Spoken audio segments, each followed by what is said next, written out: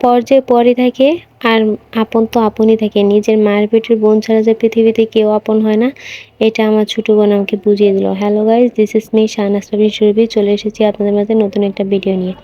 আমার বিয়ের আজকে 5 বছর চললো। আমার কোনো বাচ্চা-কাচ্চা হয় না। খুব শখ করে বাবা 2 বোনকে একই পরিবারে 2 ভাইয়ের সাথে বিয়ে দিয়েছিলেন। আমার বিয়ে 3 বছর পর বিয়ে হয় আমার ছোট বোনের, আমার ছোট দেওরের সাথে।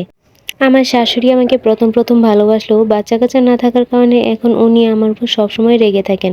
সব জিনিসে ভুল ধরেন, সবসময় খোঁটা দেন।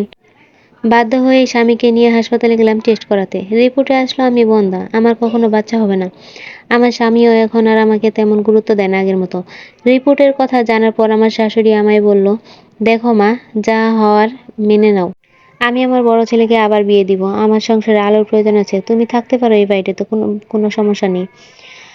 আমি জানি আমার স্বামীও তাই চায়, তাই মেনে নিলাম। কারণ আমার আদরের আরেক ছোট বোন আছে আমার এই বাড়িতে, আমার দেওরের বউ।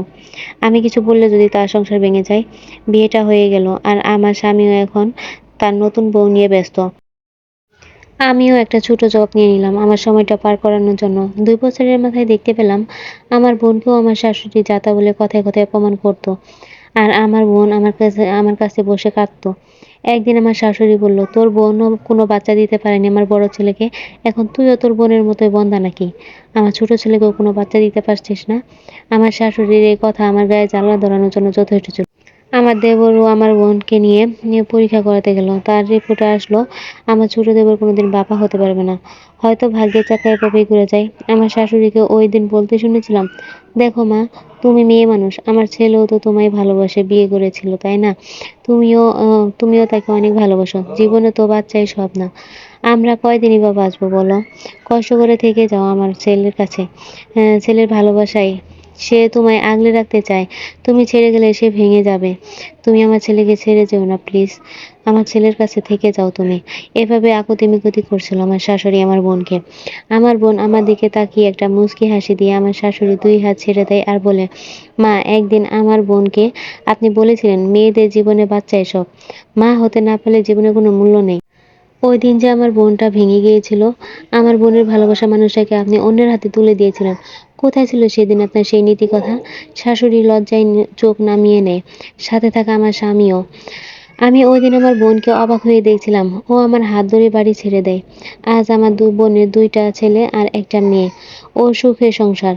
আর আমারও জমজ 2টা মেয়ে আছে। আমি একজনকে বিয়ে করেছিলাম বাবার পছন্দে। তার ওয়াইফ ডেলিভারির সময় মারা যায়। আমি তার মেয়েদের নিজের মেয়ের মতোই ভালোবাসি। তারা জানে না আমি তাদের মা নই। আমিও তাদের জানাইনি। হোক না তারা আমারই। জন্ম না দিলে কি মা হওয়া যায় না? গল্পটা পড়ে আমি অনেক আবেগপ্রবণ হয়ে গিয়েছি। তাই আপনাদের সাথে গল্পটা আমি শেয়ার করতে আসছি। গল্পটা আপনাদের কাছে কেমন লেগেছে অবশ্যই জানাতে ভুলবেন না কিন্তু। আসলে আমাদের জীবনে ভাই-বোনের গুরুত্ব সবথেকে বেশি। ভাই-বোন তো ভাই-বোনই, মা-বাবার পরে ভাই-বোনের স্থান। বিশেষ করে আমি তো আমার ছোট বোনের প্রয়োজনীয়তা প্রত্যেকটা মুহূর্তে ফিল করি। আমার ছোট বোন আমার পাশে সবসময় ছায়ার মতো থাকে। ওর ঋণ আমি কখনো শোধ করতে পারবো না। তাই ওকে আমি অনেক ভালোবাসি।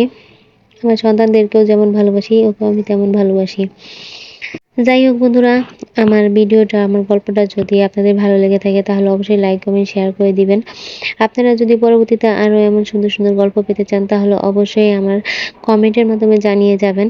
আমি চেষ্টা করব আপনাদের সুন্দর গল্প শোনাতে। গল্প বলতে আমার ভালোই লাগে। আল্লাহ হাফেজ।